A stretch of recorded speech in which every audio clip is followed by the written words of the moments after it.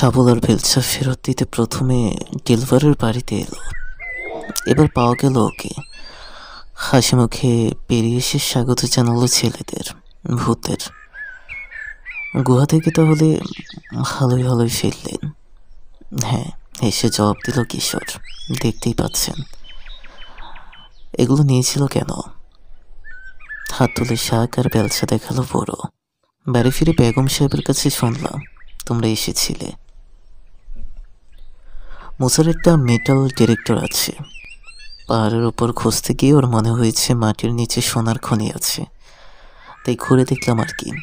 বুড়োর চোখে অবিশ্বাস। এই এলাকার সোনার খনি অভিপ থাকলে কবে বেরিয়ে যেত। আমারও তাই ধারণা, বলল কিশোর। মনে হয় মাটির নিচ দিয়ে বিদ্যুতের তারটার কাছে গেছে, সেগুলোরই পাইপ। তাই হবে। এখন কোথায় যাচ্ছ? হ্যারির দোকানে কয়েকটা জিনিস দরকার। জিনিস দরকার মানে? আবার গুহায় যাবে নাকি? বলতে পারি না, তবে গেলেও আর বোধ হয় ভয়ের কিছু নেই। রাতে তো থাকলাম গুহাতেই, ভূতে তো কিছু করলো না। বুড়োকে গুড বাই জানিয়ে গাড়িতে চললো ওরা। রওনা হলো হ্যারির স্টোরে। দোকানে আছে হ্যারি। 3 গোয়েন্দাকে দেখে চেয়ার থেকে উঠে এলো। কি বলেছিলাম না, নিশ্চয়ই বিপদে পড়েছিল গুহায় ঢুকে। কে বলল বিপদে পড়েছি? হাত নেড়ে বলল কিশোর। বেশ, বিপদে হয়তো পড়েনি, কিন্তু কিছুই ঘটেনি এ কথা আমাকে অত বিশ্বাস করাতে পারবে না। তোমাদের মুখ দেখে বুঝতে পারছি উত্তেজিত হয়ে আছে। কিছু একটা তো নিশ্চয়ই ঘটেছে, মিথ্যে বলবো না। ঘটনা সত্যিই ঘটেছে, তবে ভুতুরে কিছু নয়। হ্যারির টেলিফোনটা দরকার, তাই তার কাছে সব কিছু চেপে গেল না কিশোর। আচ্ছা, টাউন ইঞ্জিনিয়ারের অফিসটা কোথায় বললেন? কয়েকটা ম্যাপ আর সার্ভে রিপোর্ট দেখতে চাই। ম্যাপ? ব্রু কুচকাল হ্যারি। ব্যাপারটা কি বলো তো? মুসার সোনার খনি আবিষ্কারের সম্ভাবনার কথা জানালেও কিশোর। ডেলভারের মতোই অবিশ্বাসের হাসি আসলো হ্যারি। বলল, দেখো, ভাগ্য খোলে নাকি। তবে ম্যাপ দেখার জন্য ইঞ্জিনিয়ারের বাড়িতে যাওয়া লাগবে না। আমি শিবব্রিজের মেয়র। এখানেই আর্কাইভ আছে। ডান হাতের বুড়ো আঙুল দিয়ে দোকানের পেছনে একটা দরজা দেখালো সে। ওখানে। অবাক হলো রবিন। ওটা মেয়র আর টাউন ইঞ্জিনিয়ারের অফিস। হ্যারির পেছন পেছন ঘরটে এসে ঢুকলো 3 গোয়েন্দা। ছিমছাম সাজানো গোছানো একটা ডেস্ক, একটা ফাইলিং ক্যাবিনেট আছে, দেয়ালে ঝুলানো একটা বড় ম্যাপ। ওটার সামনে এসে দাঁড়ালো 3 জনে। খুঁটিয়ে খুঁটিয়ে দেখতে লাগলো রবিন আর কিশোর। মুসা এসব বোঝে না, ওর ভালো লাগে না। পাহাড়টা বের করতে দেরি হলো না কিশোরের। মাটির নিচ দিয়ে যাওয়া পানির পাইপ বা বিদ্যুতের পাইপের চিহ্ন নেই ম্যাপে। মাথা নেড়ে সরে এলো ওটার কাছ থেকে। অফিসার বাইরে বেরোতে হ্যারি জিজ্ঞেস করলো, কই পেলে তোমাদের সোনার খনি? মাথা নাড়ল কিশোর। না, রসিকতার সুরে বলল, আবিষ্কারই করলাম। আমরা আজ ম্যাপে থাকবে কোত্থেকে, তবে এরপর ম্যাপ আঁকলে থাকবে অবশ্যই। জবাবে হ্যারিও হাসলো। তা বটে। আর কি করতে পারি তোমাদের জন্য? কিছু জিনিস লাগবে। মুসার রবিনের দিকে তাকিয়ে বলল কিশোর, তোমরা নাও এগুলো, আমি একটা ফোন ছেড়ে নিই। হ্যারিকে জিজ্ঞেস করলো, অসুবিধা নেই তো? না না, অসুবিধা কিসের, করো। ল্যারি কঙ্কলিংকে ফোন করলো কিশোর। ওকে বাড়িতেই পাওয়া গেল। মেরিন ডিকের ব্যাপারে খোঁজ নিয়েছে কিনা জিজ্ঞেস করলো কিশোর। ওপাশের কথা শুনতে শুনতে কপাল কুঁচকে গেল তার। ব্যাপারটা চোখ এড়ালো না রবিনের। কিশোরের দিকে তাকিয়ে আছে, তবে এত নিচু স্বরে কথা বলছে কিশোর, কিছুই শুনতে পেল না সে।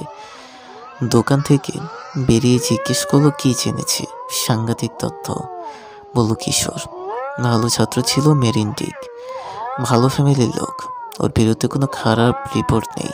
বেড়াতে ভালোবাসে। 3 বছর বেরিয়ে বহুদিন কাটিয়ে এসেছে বিদেশে। কিশোর চুপ করলো।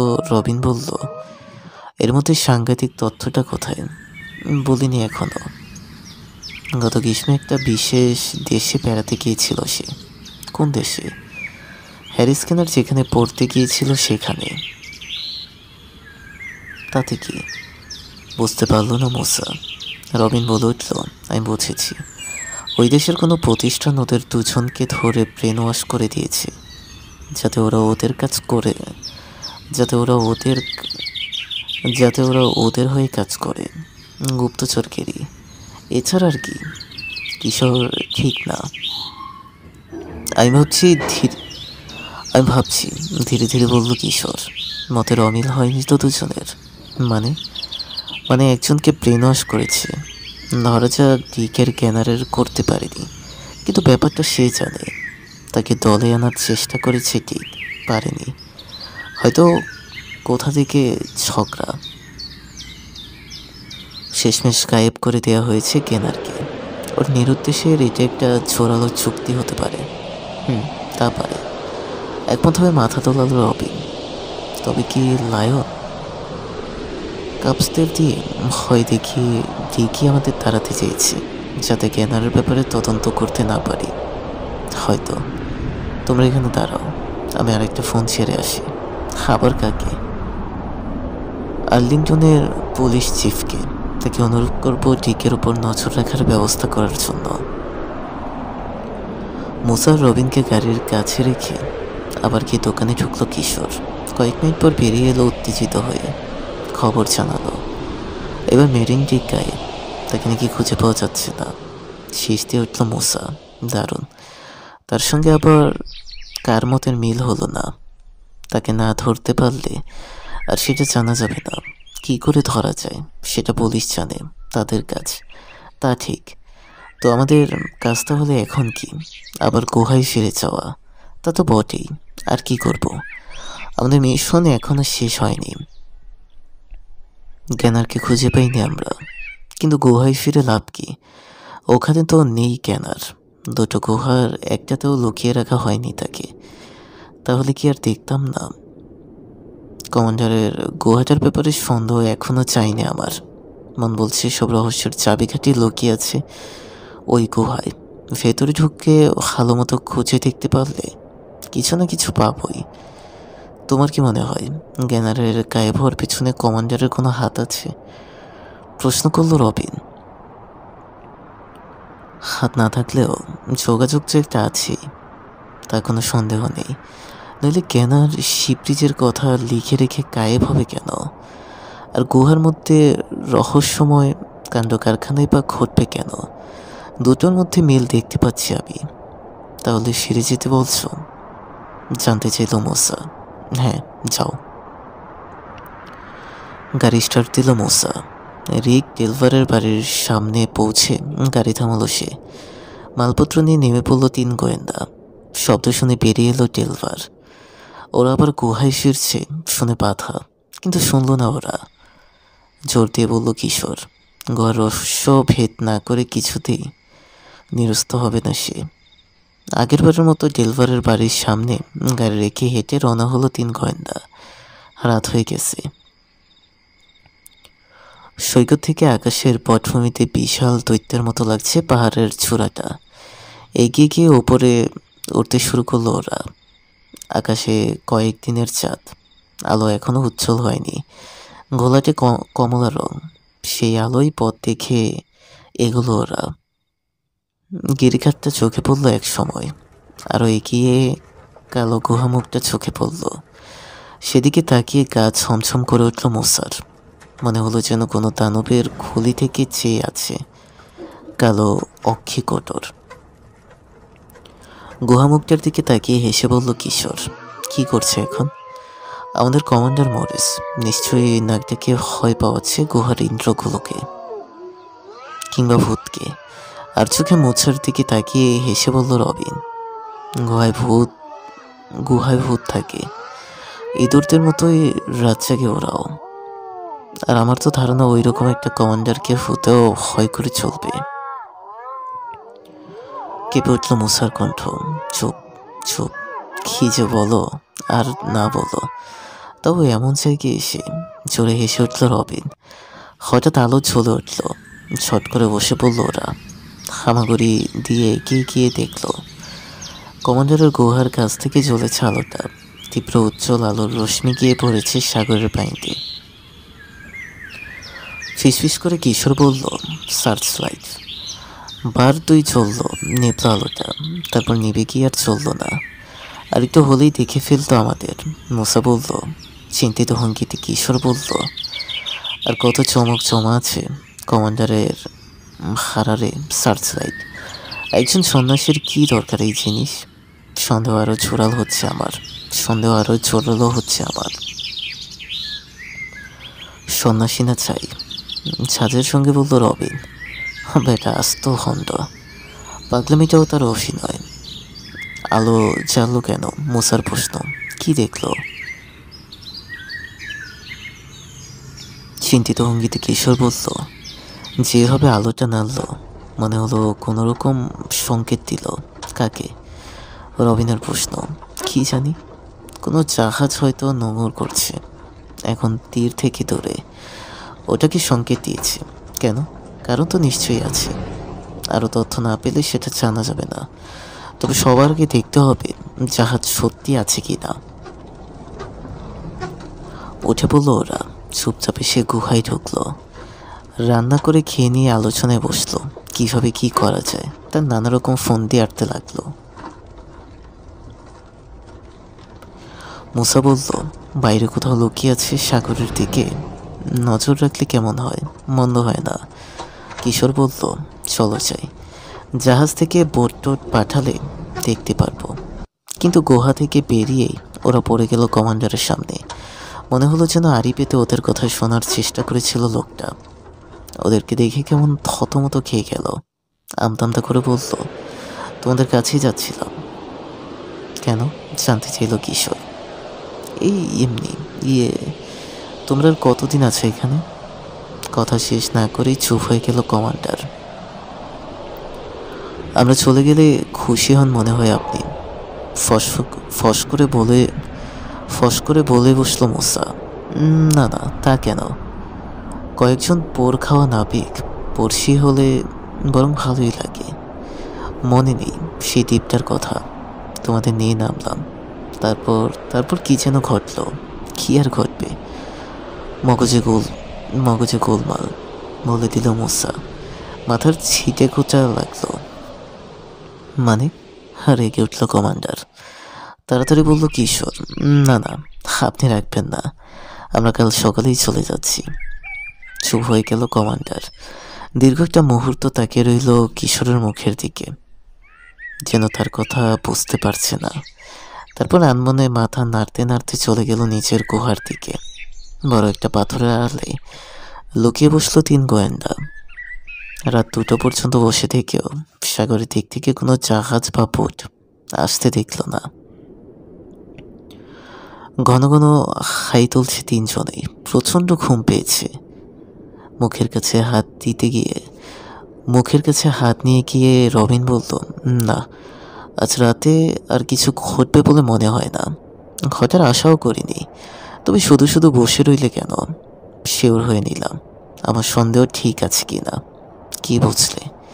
ঠিকই আছে। তোমার কথা আর মাথা মুন্ডে কিছুই বুঝতে পারছি না আমি। কিশোর। মুসা বলল, এই ভোর রাতে অত হেয়ালি ভাল লাগছে না। যা বলার পরিষ্কার করে বলো। একটা ব্যাপার তো অবশ্যই খেয়াল করেছ। কিশোর বলল, কমান্ডার চায় না আমরা এখানে থাকি। কায়দা করে জানতে এসেছিল আমরা কখন যাব। বলে দিলাম কাল যাব। সুতরাং আজ রাতে যেটা ঘটাতে চেয়েছিল সেটা কাল ঘটাবে সে। আজ আমরা আছি বলে অপেক্ষা করবে, কাল আর থাকবো না।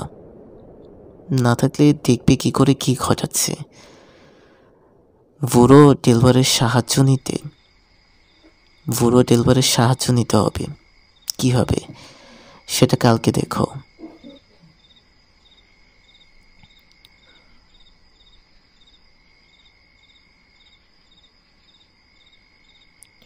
বুড়ো ডেলভারের সাহায্য নিতে হবে। কি হবে সেটা কালকেই দেখো। চলো এখন আর বকবক না করে গিয়ে ঘুমিয়ে পড়ি। পরদিন খুব সকালে ওর মালপত্র গুছিয়ে নিয়ে বাইরে বেরোতেই দেখি কমান্ডার দাঁড়িয়ে আছে সৈকতে। ওদের থেকে হেসে জিজ্ঞেস করলো, তাহলে চলেই যাচ্ছ? হ্যাঁ, জবাব দিল কিশোর। এক জায়গায় আর কত, দেখারও নেই তেমন কিছু। আমার কিছুই ভালো লাগে না এখানে। আমাদেরও লাগা শুরু করেছিল, কিন্তু থাকতে আর দিলেন কই। বলার ইচ্ছে ছিল মুসার, কিন্তু চেপে গেল। মুখে বলল, ধুর, এই পাগলের আড্ডায় কে থাকে? তাছাড়া খাবার নেই, কিছু না। আনতে গেলেও বিরাট ঝামেলা। কমান্ডারের কাছ থেকে বিদায় নিয়ে গিরিখাতের দিকে এগোলো ওরা। পেছনে ফিরে তাকালে দেখতে পেত মুখে মুচকে হাসি নিয়ে ওদের দিকে তাকিয়ে আছে কমান্ডার। পাহাড় পেরিয়ে ডেলভারের বাড়িতে পৌঁছালো ওরা। তখনও মাছ ধরতে বেরোয়নি বুড়ো। ওদের দেখে অবাক হলো, কি ব্যাপার এত সকাল সকাল? চোখ মুখের অবস্থা দেখে তো মনে হয় না রাতে ভালো ঘুম হয়েছে। ভূতের পাল্লায় পড়েছিলে নাকি? মুসা জবাব দিল, ভূত না হলেও পাগলের পাল্লায় পড়েছিলাম। কোনো এর গুঁতো মেরে ওকে থামিয়ে দিয়ে তাড়াতাড়ি বলল কিশোর, গোয়াটার একটা রহস্য আছে। মিস্টার ডেলভার ঠিকই বলেছিলেন আপনি। রোগ চেপে গেছে আমার, এই রহস্য ভেদ না করে ছাড়ব না। এই জন্য আপনার সাহায্য দরকার আমাদের। চোখ কপাল উঠল বুড়োর। আমার সাহায্য? দেখো বাবা, আর যাই করতে বলো, ঘর কাছে যেতে বলো না আমাকে। দুহাত নেড়ে বলল সে, আমি সেটা পারবো না। না, গুহার কাছে যেতে বলবো না আপনাকে, আশ্বস্ত করলো কিশোর। মাছ ধরতে বেরোবেন না আজ? বেরোবো, নাস্তাটা সেরেই। তোমরা খেয়েছো? না। তাহলে এসো, বসে যাও আমার সঙ্গে। হ্যাঁ, বসবো। আপনার সঙ্গে মাছ ধরতে বেরোবো। আচ্ছা, আমরাও। আপত্তি আছে? দীর্ঘ একটা মুহূর্ত কিশোরের মুখের দিকে তাকিয়ে রইল বুড়ো, তারপর মাথা নাড়ল। না, আপত্তি নেই। আরও অনেক কথা আছে তোমার পেটে, বুঝতে পারছি। এসো, খেতে খেতে ঢেলে দাও। অতি পুরনো একটা মোটর বোট, ইঞ্জিনটাও আদিম। তবে ওটারই গায়ে আদর করে হাত বুলালে বুড়ো ডেলভার গর্ব করে বলল, এটা আমার 30 বছরের সঙ্গী। একসঙ্গে সাগর বেরিয়েছি আমরা, কত মাছ ধরেছি। ডোবাবে না আমাদের, মুসা বলল। আহত হলো ডেলভার। কি যে বলো, তোমাদের কাজ যদি কেউ উদ্ধার করে দিতে পারে, আমার এই বোটটাই পারবে। আর কথা না বলে তরি ধরে টান দিল সে। এক টানে স্টার্ট হয়ে গেল ইঞ্জিন। মৃদু হেসে গর্বিত চোখে মোছার দিকে তাকালো বুড়ো। নীরব ইশারা করে বুঝিয়ে দিল, কেমন বুঝলে? ট্যাং ট্যাং ট্যাং ট্যাং করে ইঞ্জিনের বিচিত্র আওয়াজ তুলে ঢেউ কেটে এগিয়ে চলল বোট। কোন দিকে যেতে হবে বলে দিয়েছে কিশোর, সেদিকেই চলল বুড়ো। উপকূলে একপাশে রেখে তীরের বেশ খানিকটা দূরে গিয়ে এগিয়ে চলল বোট। ডেকের উপর হুমড়ি খেয়ে পড়ে রইল 3 গোয়েন্দা। গোয়া থেকে নজর রাখলেও ওদের দেখতে পাবে না কমান্ডার। গোয়ার কাছ থেকে অনেক দূরে নোঙর ফেলল বোট, যাতে কমান্ডারের সন্দেহ না হয়। বুড়ো ডেলভারের মাছ ধরতে লাগলো, আর বিন কিউলার দিয়ে গোয়ার দিকে নজর রাখলো গোয়েন্দারা। আচমকা শব্দ হয়ে গেল রবিন।